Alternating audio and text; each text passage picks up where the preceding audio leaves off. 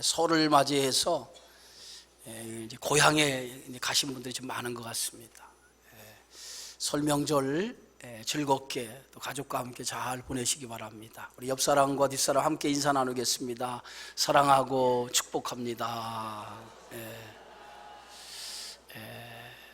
자, 우리가 하나님의 말씀 성경을 한번 손에 들어봅시다. 손에 들어볼고, 자, 하나님의 말씀을 따라해 봅시다. 하나님의 말씀을 내 입에 두고, 하나님의 말씀을 내 가슴에 두고, 하나님의 말씀을 내 생각에 두고 살아갑시다. 아멘. 하나님의 말씀을 입에 두고 가슴에 두고 생각에 두고 살아가는 여러분들 되어지기를 주의 이름으로 축복합니다. 우리 안에는 두 가지 마음이 존재하고 있습니다. 예수를 믿기 이전에 가졌던 죄된 마음, 그리고 예수를 믿고 난 이후에 가졌던 하나님이 주시는 그러한 새로운 마음. 성경이 이것을 죄의 법과 하나님의 법이라고 이렇게 말하고 있습니다. 우리가 믿음으로 의롭게 되어졌다라고 해서 예수 믿기 전에 있었던 그러한 죄의 마음이 완전히 사라지는 것은 아닙니다. 믿음으로 의롭다함을 여김을 받았지만은 아직도 우리 안에 여전히 예수 믿기 전의 모습들이 남아있다고 하는 것이죠. 이 모습이 내가 예수를 믿고 나서 새로운 생명의 법, 그것과 내 안에서 충돌하기 시작한다는 거예요. 그것을 오늘 사도 바울은 로마서 7장 23절에 내 지체 속에 한 다른 법이 내 마음의 법과 싸워 내 지체 속에 있는 죄의 법으로 나를 사로잡는 것을 보는도다. 언제나 우리 안에 이 예수 믿기 이전에 가졌던 죄된 마음과 예수 믿고 난 새로운 하나님이 주신 마음이 서로 충돌하여 싸우게 되어진다는 거예요. 이 죄의 법, 예수를 믿기 전에 가졌던 그 마음은 우리가 죽을 때까지 이 죄된 마음은 사라지지 않습니다. 믿음으로 의롭게 됨을 얻었지만은 옛사람의 모습인 이 죄성은 끊임없이 남아서 우리를 괴롭히고 우리로 하여금 죄를 짓도록 유혹한다고 하는 사실입니다.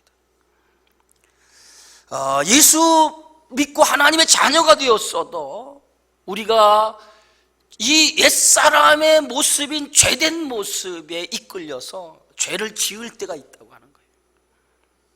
이것은 어떻게 보면 우리가 예수를 믿었지만은 죄된 습관을 따라서 죄를 짓는 그런 모습이 남아있기 때문에 이러한 죄의 모습을 갖게 되어진다는 겁니다.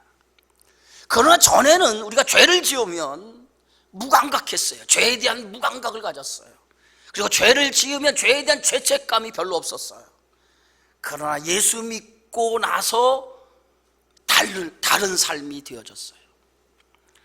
전에는 죄를 지고 무감각하고 무책임한 그러한 죄책감이 없었다면 이제는 죄를 지으면 내 안에서 죄에 대한 탄식이 일어나게 되어진다는 거예요. 그것이 새 사람이 된 하나님의 사람의 모습이라는 거예요. 믿음으로 의롭다함을 얻기 전에는 죄를 지어도 무감각했는데 죄에 대한 탄식이나 죄책감이 없는데 이제는 죄를 지으면 견딜 수 없는 마음이 우리 안에 일어난다는 거예요. 죄에 대한 탄식이 내 마음에 일어나기 시작한다는 거예요. 그것이 바로 하나님의 사람이 되었다라고 하는 증거가 되어지는 줄 믿습니다. 그래서 바울은 믿음으로 의롭다함으로도 하나님의 자녀가 되었음에도 불구하고 자신 안에 여전히 죄의 옛사람의 모습이 남아서 죄를 짓는 자신의 모습을 발견하고 오호라 나는 곤고한 사람이로다. 죄에 대한 탄식을 통해서 오호라 나는 곤고한 사람, 내가 어찌 하나님의 사람이 되었음에도 불구하고 죄를 여전히 짓는가라고 하는 자신의 탄식이 일어나게 되어졌다는 거예요. 이것이 바로 하나님의 사람의 거룩한 탄식이 되어지는 줄 믿습니다. 믿음이 성숙해질수록, 신앙이 깊어지면 깊어질수록 이 거룩한 탄식, 오란하는 곤고한 사람이라고 하는 이 거룩한 탄식이 우리 안에 끊임없이 나타나게 되어지는 줄 믿습니다. 그것은 바로 내가 하나님의 자녀로 성숙한 사람으로 만들어져 가는 과정이라고 믿으시면 되는 줄 믿습니다. 로마서 8장 1절을 시작하면서 사도 바울은 이렇게 시작하고 있습니다. 그러므로 로마서 1장에서부터 시작해서 7장까지 있었던 모든 말씀을 종합해서 그러므로 이제 그리스도 예수 안에 있는 자에게는 결코 정죄함이 없다라고 말하고 있어요. 옛사람의 예수를 믿고도 옛사람의 모습이 우리 안에 남아있어서 그 옛사람이 우리로 하여금 죄를 짓게 만들지만은 예수 안에 있는 우리는 결코 정죄함이, 죄로 인한 정죄함이 있을 수 없다고 하는 선언이 바울의 선언인 것입니다.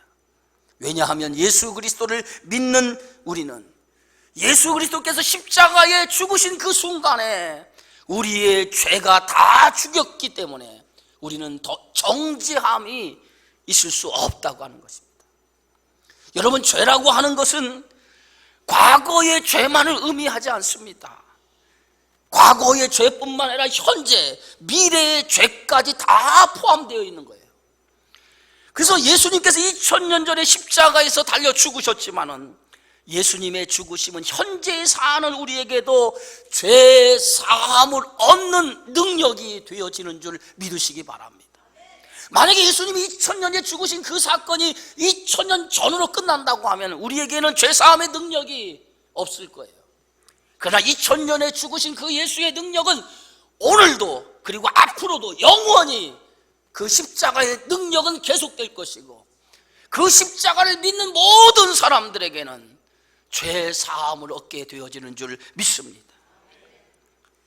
그리스도의 십자가의 은혜는 한순간만 주어지는 것이 아닙니다. 내가 예수 믿고 구원을 받아 의롭다함을 얻었다라고 해서 그것으로만 죄 사함을 얻는 것이 아니라 우리가 예수 믿고 하나님의 자녀로 살아감에도 끊임없이 우리는 죄를 지어요. 그러나 끊임없이 죄를 짓지만은 계속해서 하나님의 은혜는 우리에게 주어지고 그 하나님의 은혜를 통해서 우리의 죄가 계속해서 씻어지는 줄 믿으시기를 바랍니다. 그것이 바로 하나님의 구속의 은혜라고 하는 거예요.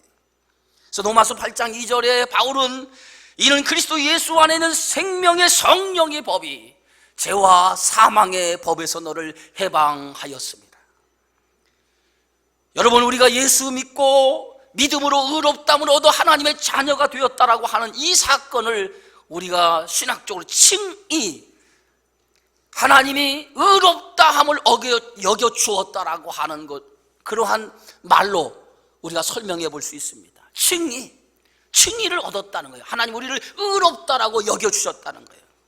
칭의라고 하는 말은 하나님이 우리를 의롭다라고 여겨 주신 거예요. 하나님이 여겨 주신 거예요. 너희는 의로운 사람이야. 죄 아래 살던 우리가 예수를 믿음으로 십자가 피로 구속을 받음으로 인해서 하나님께서 우리를 의로운 사람이야 라고 우리를 여겨 주셨다는 거예요. 인정해 주었다는 거예요. 이것이 칭의의 사건인 줄 믿습니다. 이제 칭의를 얻은 우리에게는 어떻게 살아가야 됩니까? 이제는 성화의 삶을 살아가야 돼요. 하나님을 닮아가는 삶으로 살아가야 돼요. 그러나 하나님을 닮아가는 삶을 살아가는 과정에도 우리에게는 여전히 옛 모습인 죄의 모습이 있다는 거예요. 그래서 그 옛 모습이 우리로 하여금 죄를 짓도록 만들고 있다는 거예요. 그러나 죄를 짓도록 만들고 있지만은 우리가 죄를 짓지 아니하고 살아갈 수 있도록 하나님께서는 성화의 삶을 이루어갈 수 있도록 우리에게 하나님의 영, 성령을 허락해 주신다는 거예요. 그것이 바로 하나님의 은혜인 줄 믿으시기 바랍니다. 죄된 우리를 죄에서 구원해서 하나님의 자녀로 만들었어요. 그래서 의롭다라고 여겨주었어요. 그래도 우리 안에 여전히 죄의 성향, 죄를 짓고자 하는 옛 습관이 남아있어요. 그것이 우리로 하여금 죄 짓도록 만들어요. 그러나 이전과 다른 점이 하나 있다면 우리 안에 하나님의 영을 허락해 주어서 그 영이 죄를 짓도록 살아가는 삶을 살아가지 못하도록 우리 안에서 역사한다는 거예요. 그것이 바로 성령의 은혜인 줄 믿으시기 바랍니다. 사도행전 2장 38절에 보니까 베드로가 가로되 너희가 회개하여 각각 예수 그리스도 이름으로 세례를 받고 죄사함을 받으라. 그리하면 성령을 선물로 받으리라. 하나님의 말씀을 듣고 저들이 마음의 찔림을 받게 되었어요. 어찌할꼬? 라고 하는 자신의 죄에 대한 탄식이 일어났습니다. 그 탄식을 통해서 그들이 그리스도를 영접하게 되어졌어요.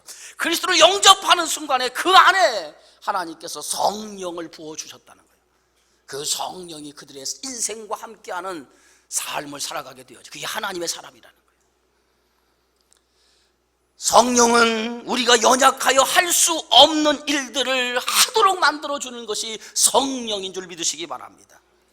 우리가 육신에 의해서 연약한 모습을 가져서 죄의 습관에 따라 죄를 짓지만은 성령이 우리 안에 내주하면 그 성령이 육신의 습관에 따라 살아가지 못하도록 우리를 제재하고 오히려 하나님을 기쁘신 뜻대로 하나님의 뜻대로 살도록 인도하는 것, 그것이 성령이 하시는 역사인 줄 믿습니다. 그래서 오늘 로마서 8장 3절에서 4절까지 이렇게 말하고 있습니다. 율법이 육신으로 말미암아 연약하여 할 수 없는 그것을 하나님은 하시나니, 또 4절에 보니까 육신을 따르지 않고 그 영을 따라 행하는 우리에게 율법의 요구가 이루어지게 하려 하십니다. 여러분, 전에 우리가 죄의 종이었을 때는, 마귀의 자녀로 살았을 때는 율법이라고 하는 그 요구에 완전하게 응답하며 살아가지 못했습니다. 율법의 요구에 행할 수 없었어요. 율법이 요구하는 대로 살아갈 수 없었어요. 왜냐하면 우리는 율법이 요구하는 대로 살아갈 만한 실력이, 그만한 능력이 우리 안에 없었기 때문에 그렇습니다. 율법에서는 많은 것을 요구했어요. 근데 그 많은 것을 행할 수 있는 실력이 우리에게는 없었어요. 마귀의 그늘 아래 마귀의 자녀로 살아갔기 때문에 그만한 능력이 없었습니다. 그러나 이제는 다르다는 거예요. 이제는 내가 산 것이 아니라 내 안에 계신 그리스도가 사시기 때문에, 전에는 내 힘으로 살았기 때문에 율법의 요구를 우리가 행할 수 없었다는 거예요. 그러나 이제는 내 힘으로 사는 사람이 아니라 내가 예수를 믿는 순간에 내 안에 성령이 임하여서 그 성령의 힘을 가지고 살아가는 하나님의 사람이 되어졌기 때문에 율법이 요구하는 그 요구를 행할 수 있는 능력을 가졌다는 거예요. 그것이 바로 성령인 줄 믿습니다. 그리스도의 영이, 성령이 내 안에 거하시기 때문에 우리는 더 이상 육신의 요구, 옛 습관이나 옛 관습에 따라 살아가는 사람이 아니라 성령이 우리를 죄와 사망의 법에 살지 못하도록 우리를 이끌기 때문에 우리는 믿음으로 하나님 말씀을 따라 살아가는 사람이 될 수 있었다는 거예요. 그러나 중요한 것이 하나 있습니다. 성령이 내 안에 임재하고 있는 그 성령에 우리가 순종하느냐 불순종하느냐, 여기에 달렸다는 거예요. 우리가 예수를 믿는 순간 하나님의 영인 성령이 우리 안에 들어와 있어요. 그러나 더 중요한 것은 그 성령이 나를 끊임없이 하나님 말씀대로 살도록 요구하는데, 그 요구에 내가 순종하느냐 순종하지 않느냐, 그것은 우리의 의지에 따라 달려있다는 거예요. 내가 예수를 믿었어도 성령이 내 안에 들어 끊임없이 하나님 뜻대로 살라고 요구하는데 내가 그 뜻을 거스린다면 우리 여전히 죄된 모습에 따라 살아갈 수밖에 없다는 거예요. 그러나 성령이 끊임없이 내 안에서 요구합니다. 하나님의 말씀대로, 하나님의 뜻대로, 하나님이 요구하시는 대로 살아가도록 요구합니다. 그럴 때 우리는 그 성령에 순종하며, 그 순종에 순종하며 살아가면 우리를 통해서 육신의 요구를 따라 살아가지 아니하고 하나님의 뜻을 따라 살아가는 성도가 되어줄 수 있는 줄 믿으시기를 바랍니다. 그래서 로마서 8장 5절에 아주 유명한 말씀을 하고 있죠. 육신을 따르는 자는 육신의 일을, 영을 따르는 자는 영의 일을 생각하는지. 우리 안에 육신을 따르는 자도 있고 영을 따르는 자가 있다는 거예요. 그러나 육신을 따르는 자와 영을 따르는 자의 결과는 판이하게 다르다는 거예요. 여러분, 사람은 무엇에 의해 지배를 받느냐에 따라서 그의 생각과 그의 삶의 방향이 달라질 수 있어요. 육신의 지배를 받으면 육신의 생각이 그를 사로잡게 되어지고 그의 삶의 모든 방향과 목적이 육신적인 것밖에 될 수밖에 없어요. 그러나 성령의 지배를 받으면 그의 모든 생각이 성령이 원하시는 생각을 하게 되어지고 그의 삶의 방향이 하나님이 기쁘신 뜻대로 삶의 방향과 목적을 따라 살아가는 인생이 되어진다고 하는 사실이에요. 그래서 오늘 성경의 말씀에 로마서 8장 6절에 육신의 생각의 결과는 사망을 가져오고 그리고 성령 하나님의 영의 생각은 생명과 평안이라고 하는 결과를 가져온다고 말하고 있어요. 무엇에 의해서 우리가 인도를 받느냐, 무엇에 지배를 당하느냐에 따라서 이렇게 판이하게 다르다는 거예요. 그러면 육신의 생각이 무엇입니까? 오늘 정확하게 갈라디아 5장 19절에 21절에 보면 육신의 생각에 대해서, 육신의 것들에 대해서 우리에게 이렇게 말씀하고 있습니다. 육체의 일은 분명하니 곧 음행과 더러운 것과 호색과 우상 숭배와 주술과 원수 맺는 것과 분쟁과 시기와 분냉과 당짓는 것과 분열함과 이단과 투기와 술 취함과 방탕함과 또 그와 같은 것들아 전에 너희에게 경계한 것 같이 경계하느니 이런 일을 행하는 자들은 하나님의 나라를 유업으로 받지 못할 것이라. 여러분, 육체의 모습이 뭐예요? 음행, 더러운 것, 호색, 우상 숭배, 주술, 원수 맺는 분쟁, 시기, 질투, 이러한 모든 것들이 육신적인 거라는 거예요. 그 육신의 생각이 우리를 지배하면 이런 삶으로 나타나게 되어진다는 거예요. 그러나 결론을 뭐라고 말하고 있습니까? 이런 일을 행하는 자들은, 이런 일을 행하는 자들은 하나님의 나라를 유업으로 받지 못하느니라. 여러분, 죄라고 하는 것은 항상 생각을 타고 들어오게 되어 있어요. 죄의 특징은 생각이라고 하는 것을 타고 들어와요. 그래서 그 생각이 사람의 마음을 완전히 점령을 해요. 그래서 죄를 짓도록 만들어요. 처음부터 우리가 죄를 짓는 게 아니라 생각을 타고 들어와서 그 생각이 나의 온 마음을 마비시켜 놓고 그리고 죄를 짓도록 만드는 것이, 이게 뭡니까? 사단이 하는 일이에요. 여러분, 화가 선악과를 먹게 된 배경이 어디 있습니까? 사단의 말을 듣는 순간에 그의 생각을 타고 선악과를 먹고자 하는 마음이 들어오기 시작해요. 결국은 죄가 들어왔다는 거죠. 창세기 3장 6절에 보니까 여자가 그 나무를 본즉 먹음직도 하고 보함직도 하고 지혜롭게 할 만큼 탐스러운 나무인지라 여자가 그 열매를 따먹고 자기의 함께 있는 남편에게도 주매 그도 먹은지라 그랬어요. 여러분, 에덴 동산 중앙에 선악을 알게 하는 선악과를 하나님이 그 나무 동산 중앙에, 에덴 동산 중앙에 두었다고 그랬어요.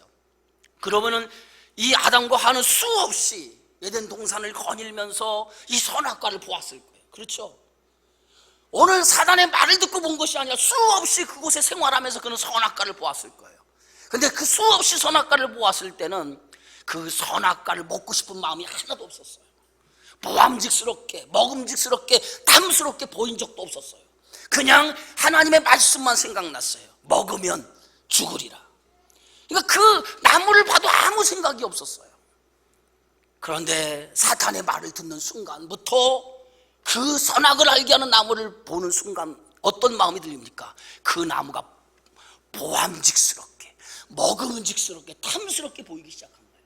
뭐가 들어온 거예요? 죄가 들어온 거예요. 생각을 타고 죄가 들어오기 시작하니까 그 죄가 자기의 온 마음을 마비시키고 결국은 뭡니까? 선악과를 먹는 죄를 범하게 되어졌다고 하는 사실이에요. 여러분, 생각을 지키지 못하면 죄를 지키게 되어졌어요. 그래서 생각을 다스리는 것이 얼마나 중요한지 몰라요. 오늘 요한복음 13장 2절에 보니까 마귀가 벌써 시몬의 아들 가룟 유다의 마음에 예수를 팔려는 생각을 넣었더라 그랬어요. 여러분, 마귀가 가룟 유다의 마음 속에 예수님을 팔려고 하는 생각을 집어넣었다는 거예요. 마귀가 그 생각을 주장하니까 그 생각에 의해서 가룟 유다의 마음에 뭐요? 예수님을 팔려고 하는 마음이 생기기 시작한 거예요. 성령의 지배를 받는 사람의 특징이 뭡니까? 그의 생각을 성령께서 주장하기 시작한다는 거예요. 그래서 육신의 생각은 사망이에요. 그러나 성령의 생각은 생명과 평안을 가져다 준다는 게 뭐냐? 성령께서 우리의 생각을 주장하시면 우리의 마음에 평안이 오고 그 안에 생명이 있게 되어지는 줄 믿으시기 바랍니다. 그래서 사람은요, 어떤 생각을 갖고 사느냐가 굉장히 중요하죠. 마귀가 주는 생각은 어떤 생각인지 아십니까? 염려와 근심과 걱정과 불안, 이것이 마귀가 주는 생각이에요. 여러분, 염려라고 하는 것이 어떤 뜻을 가지고 있는지 아십니까? 염려라고 하는 이 단어의 뜻은 갈라놓다는 거예요. 갈라놓다.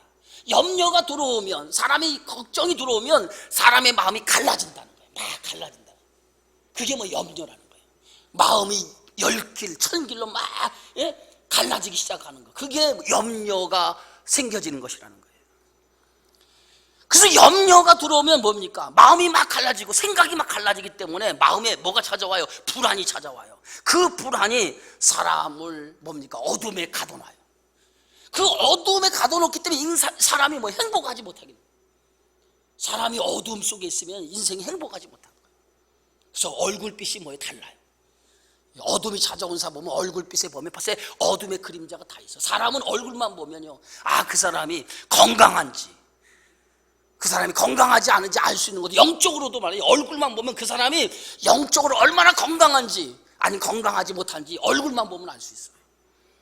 제가 앞에 다 보면, 여기서 여러분 얼굴만 보면, 주일날 딱 얼굴만 딱 보면 여러분 영적으로 얼마나 건강한지 건강하지 못한지, 한 주간을 어떻게 살았는지 다 한눈에 다 알 수 있어요.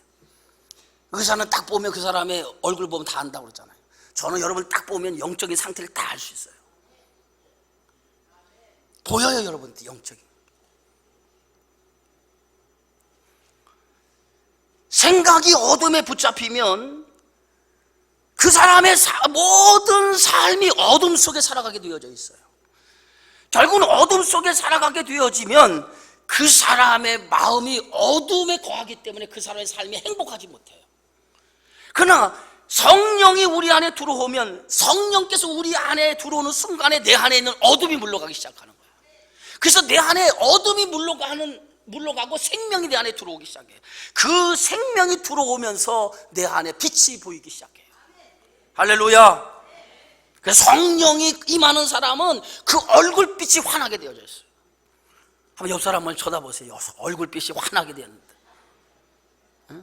그래서 여러분, 은혜가 충만한 사람들의 얼굴은요, 항상 뭐예요?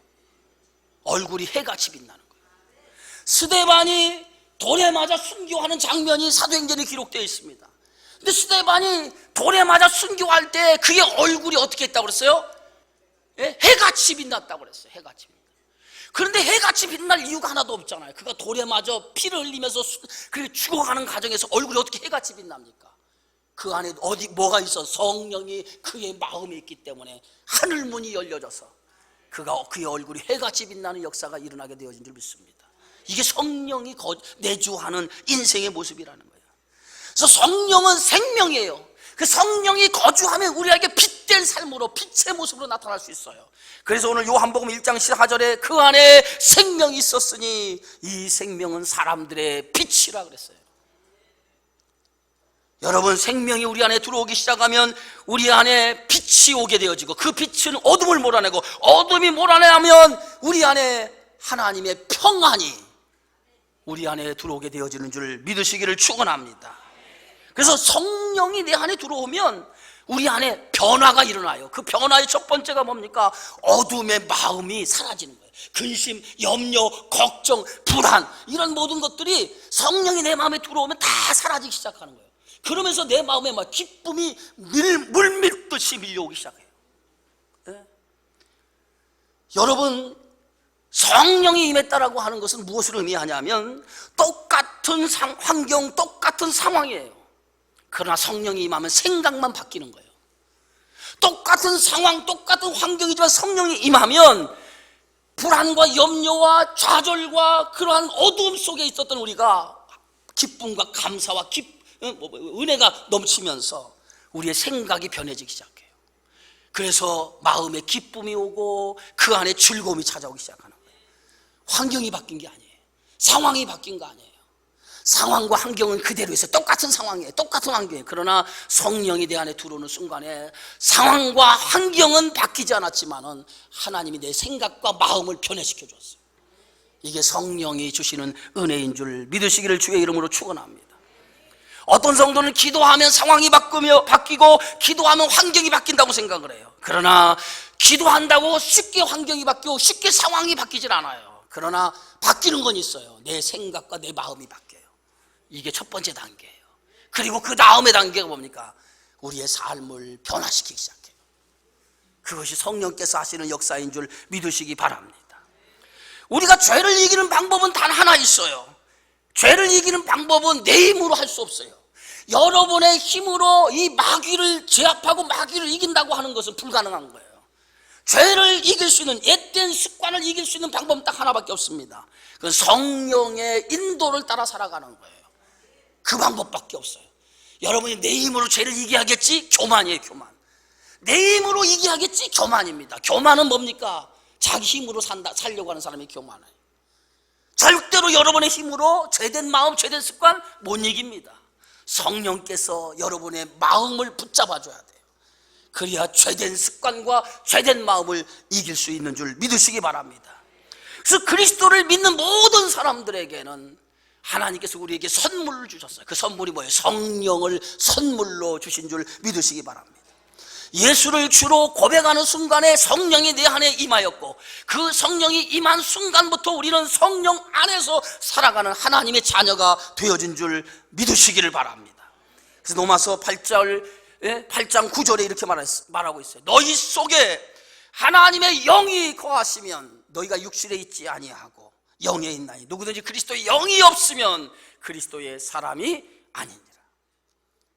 우리가 하나님을 믿는 순간에 하나님은 우리에게 하나님의 영을 주신 거예요. 그 영이 내 안에 내주해서 우리로 하여금 성령의 능력으로 살도록 이끌어 가시는 줄 믿으시기를 축원합니다. 그래서 성도는 그리스도의 영, 성령의 삶에 지배하도록 되어져 있어요. 내가 나를 지배하면 육신에 갈 수밖에 없지만 성령이 지배해서 성령이 원하는 대로 우리가 순종하고 살아가면 우리는 하나님의 기쁘신 뜻 안에서 살아갈 수 있는 성도가 되어지리라 믿습니다. 그래서 로마서 8장 7절 9절에 육신의 생각은 하나님과 원수가 되느니라. 이는 하나님의 법에 굴복하지 아니할 뿐 아니라 할 수도 없습니다. 육신에 있는 자들은 하나님을 기쁘시게 할 수 없느니라. 육신의 생각은 하나님과 원수가 된다는 거예요. 또 육신의 생각 하나님을 기쁘시게 할 수 없다는 거예요. 오직 하나님을 기쁘시게 할 수 있는 것이 뭐냐? 성령 안에서 살아갈 때 하나님을 기쁘시게 할 수 있고 하나님의 말씀 앞에 순종하며 살아갈 수 있다는 거예요. 여러분, 우리가 성령 안에 살아갈 이유가 또 하나 있어요. 로마서 8장 10절에 이렇게 말하죠. 또 그리스도께서 너희 안에 계시면 몸은 죄로 말미암아 죽은 것이나 영은 의로 말미암아 살아있는 것이라. 성령이 하는 역사 가운데 또 하나가 뭐니까 성령은 살리는 영이에요. 살리는 영.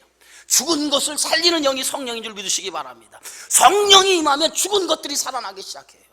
믿으시기를 주의 이름으로 축원합니다. 죽은 것들이 막 살아나는 것이 성령의 역사예요. 에스겔 37장에 보니까 에스겔에게 보여주는 환상이 뭡니까? 지금 이스라엘 나라가 곧 바벨론에 의해서 멸망을 당할 위기에 있었어요. 그 위기에 2차 포로에 잡혀갔던 에스겔에게 하나님은 환상을 보여주기 시작해요. 에스겔아, 내 눈앞에 보이는 게 뭐냐? 에스겔의 눈앞에 보이는 것이 마른 뼈들이 질비한 것들이 보였어요. 마른 뼈가 보이나이다. 그때 하나님께서 에스겔에게 이렇게 묻지요. 이 마른 뼈들 능히 살 수 있겠느냐라고 물어요. 그때 에스겔이 어떻게 대답합니까? 하나님은 하나님만이 아십니다. 그때 하나님께서 에스겔에게 뭐라고 말씀하십니까? 이 마른 뼈들에게 하나님의 말씀을 대언하라고 그랬어요. 하나님의 말씀을 선포하라고 그랬어요. 그 마른 뼈들에게 하나님의 말씀을 선포하는 순간에 이 마른 뼈들이 살아있는 하나님의 군대가 되어져서 생명을 갖게 되어지는 하나님의 군대가 되어지는 줄 믿습니다. 이게 무엇을 의미합니까? 절망 속에 있는 이스라엘 백성에게 하나님께서는 마른 뼈와 같은 모습이라는 거예요. 그러나 마른 뼈와 같은 모습 속에 하나님의 말씀, 하나님의 영이 임하면 그들이 절망에서 벗어나서 생명의 능력, 하나님의 놀라운 생명을 갖게 되어질 거라고 하는 것을 오늘 에스겔 선지자에게 환상을 통해서 보여준 말씀인 줄 믿습니다. 로마서 8장 11절에 오늘 성경은 이렇게 말합니다. 예수를 죽은 자 가운데서 살리신 이의 영이 너희 안에 거하시면, 그리스도 예수를 죽은 자 가운데 살리신 이가 너희 안에 거하시는 그의 영으로 말미암아 너희 죽을 몸도 살리시리라. 이 죽은 자 가운데 살리신 하나님의 영이 우리 안에 거하시면 우리 안에 죽었던 것이 다시 살아나게 될 거라는 거예요. 사랑하는 성도 여러분, 성령은 살리는 영입니다. 여러분 안에 성령이 충만함을 받으면 그 성령이 여러분을 살리게 되어질 줄 믿습니다. 죽은 것들이 살아나고 하나님의 놀라운 능력으로 새롭게 변화되는 놀라운 역사가 성령을 통해 일어나게 되어지리라 믿습니다. 그래서 고린도 후서 5장 16절에 그런즉 누구든지 그리스도 안에 있으면 새로운 피조물이라. 이전 것은 지나갔으니 보라 새 것이 되었도다. 성령이 내 안에 임하면 더 이상 우리는 죄가 왕노를 하는 인생을 살아가지 않습니다. 그리스도 안에서 영원한 생명을 얻은 자로서의 삶을 살아가게 되어집니다. 그리고 마지막 날 그 성령은 우리를 부활의 생명으로 영원한 하나님의 나라로 인도하시는 그런 축복을 허락하여 주시리라 믿습니다. 이제 우리가 성령 안에서 해야 될 일이 하나 있어요. 그게 뭘까요? 그것이 바로 거룩을 이루어가는, 하나님의 성품 성화를 이루어가는 일, 그것이 성령 안에서 해야 될 우리들의 일이라고 하는 사실이에요. 데살로니가전서 4장에 보니까 하나님의 뜻은 이것이니 너희의 거룩함이라고 그랬어요. 하나님의 뜻은 이것이니 너희의 거룩함, 이것이 하나님의 뜻이라는 거예요. 여러분, 하나님의 뜻인 거룩을 이루기 위해서 우리가 해야 될 일이 뭡니까? 성령의 충만함을 힘는 거예요. 성령의 충만함을 힘입어야만이 우리가 하나님의 뜻인 거룩을 힘입을 수 있는 거예요. 예배소서 5장 18절에 사도 바울은 예배소 성도들에게 이렇게 말합니다. 술 취하지 말라, 이는 방탕한 것이니 오직 성령으로 충만함을 받으라. 술과 성령을 대비해서 우리가 성령의 충만함을 받아야 되네. 이 성령의 충만함을 받아야만이 하나님의 성품인 거룩을 이루어 나갈 수 있다는 거예요. 여러분, 우리는 성령을 받은 사람이에요. 이미 예수를 믿음을 통해 성령을 받았어요. 그러나 이 성령이 우리 안에 충만해야 돼요. 충만해야 죄가 틈을 타지 못해요. 그러나 성령이 충만하지 못하면 죄가 우리에게 틈을 타서 그 틈을 타고 비집고 들어와서 죄를 짓도록 만듭니다. 그러나 성령이 충만하면 죄된 생각이 들어올 틈이 없어요. 성령이 나로 하여금 충만한 삶을 이끌기 때문에 죄가 들어올 틈이 없는 거예요. 그래서 성령의 충만함으로 젖으면 우리가 하나님의 뜻을 따라 살아가는 성도가 되어지리라 믿습니다. 그 성령 충만함을 힘내는 것이 뭐예요? 말씀과 기도와 예배입니다.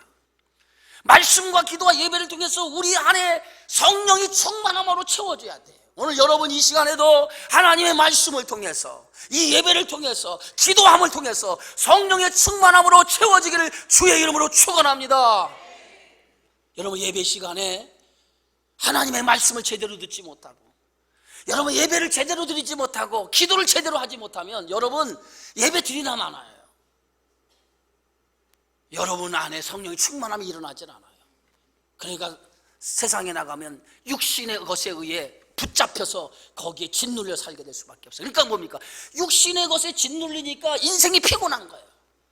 인생이 피곤하게 사는 거예요. 여러분, 우리가 예배 시간에 조는 건 두 가지 이유예요. 제가 얘기하자. 첫 번째는 뭐냐면 정말 피곤해서 조는 거예요. 왜냐하면 잠이 모자라면 사람은 육신적으로 눈꺼풀이 감기게 됐어요. 세상에 제일 무거운 게 뭐예요? 눈꺼풀이라고 그러잖아요. 정말 피곤하면요, 잠을 있죠, 피곤한데 집에 못 자면요 졸음이 와요. 그런데 보세요, 잠은요 사람이 5시간 자면 더 이상 졸립지 않아요. 내가 5시간 이상 자는데 예배 시간에 존다, 이건 피곤해서 자는 게 아니에요. 영적인 문제예요. 여러분 분명히 진단을 하세요. 내가 5시간, 분명히 내가 내 시간 동안 5시간은 내가 잠을 자는데 내가 예배 시간에 존다, 그것은 피곤해서 자는 게 아니라 무슨 문제? 영적인 문제. 영적인 문제 분명히 알아야 돼요. 왜 그런지 아세요? 사단이 여러분으로 하여금 하나님의 말씀을 들을 귀를 막아버리는 거예요. 하나님의 말씀이 타고 들어올 마음을 막아버리는 거예요. 그래서 여러분의 마음을 어둡게 만드는 거예요. 그래서 여러분의 어둡게 만들어야만이 죄된 습관을 따라 살아가도록 하기는. 그러니까 거기에는 뭐냐면 행복이 없어요. 여러분 예배 속에서 말씀을 듣고 돌아가면요, 돌아가는 순간에 여러분의 얼굴이 달라져요. 성령께서 여러분의 마음을 변화시켜 준 거예요. 그 순간에 말씀을 듣는 순간에 어둠이 떠나간 거예요. 그래서 말씀을 잘 듣답시다. 말씀을 잘 들으면, 봐봐요, 벌써 말씀을 못 듣잖아요. 말씀을 잘 들으면 질병도 떠나간다.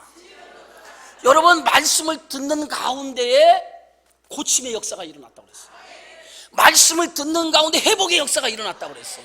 그러니까 말씀이 하나님의, 제가 지난 금요일에 그런 얘기했어요. 말씀이 뭐라고 했어요? 다바르라고 했어요. 다바르. 히브리 말로 다바르예요. 다바르. 그래서 말씀은 사건이 된다고 했어요. 말씀은 사건이 된다. 말씀은 이렇게 글자가 아니에요. 글자.